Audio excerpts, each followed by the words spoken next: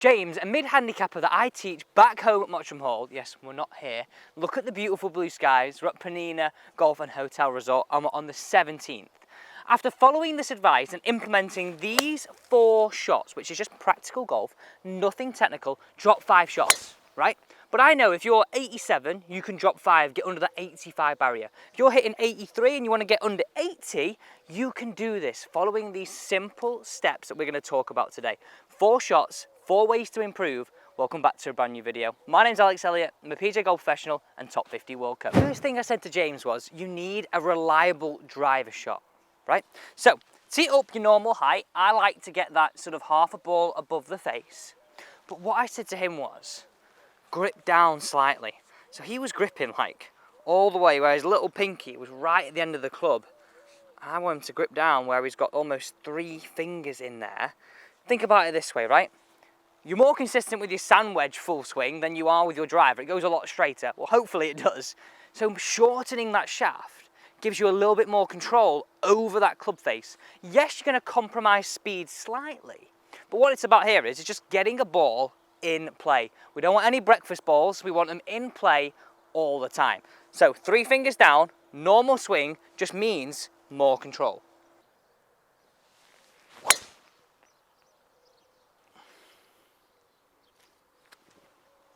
Just like that. Now, breaking 80 is not about playing all those glamorous shots. It's about being able to build a score when you don't actually hit good shots. So we've got a reliable driver from the tee. 3 fingers down. Next up, how do you play this punch shot? Perfect for into the wind shots, but also when we're faced by this trouble. Have a look at this on player cam, right?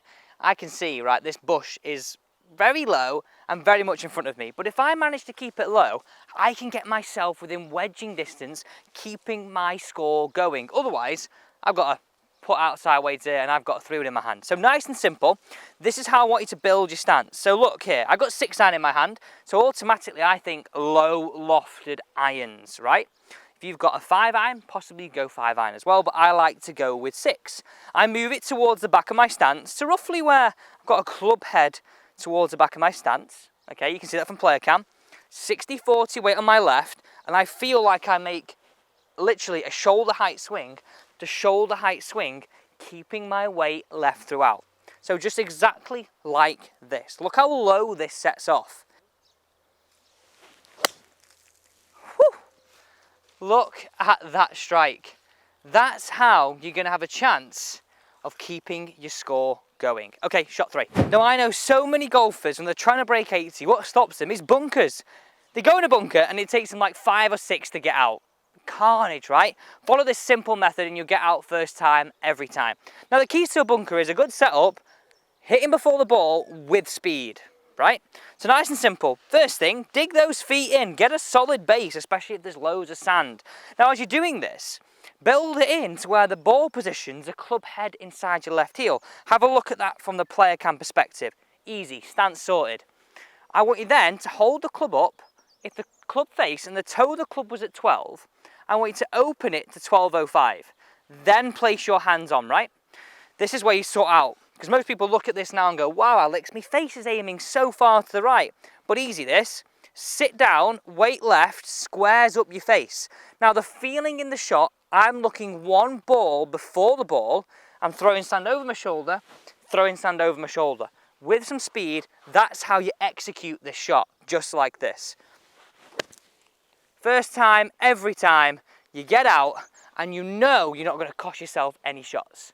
Final piece of this puzzle is putting, right? Holding this length, sort of 8 to 10 foot. You hold these are either like for your 2-pointers or your 3-pointers, or even to keep a blob off your card. They're must makes, right? Now I think about it this way. Alignment and start line is key, even more so, like any putt, right? But even more so on these. So what I do is have a look at this on player cam. I mark my ball, and what I like to do is not point the line at the hole, but point the whole line. And what I mean by that is it's sort of not the arrow pointing, it's sort of a cross section. Now the reason why I think about that is I imagine a channel going into the hole, not a single tightrope. I know it's a little bit of just psyche, but it really does make a difference. So standing over the putt, all I do now is get my club face and my line on my putter square to the line on the golf ball. Easy as that. Rock it back in two. I got my start line sorted, I got my putt sorted. Thank you so much for watching, and don't forget to subscribe to this channel for simple golf tips 5 times a week.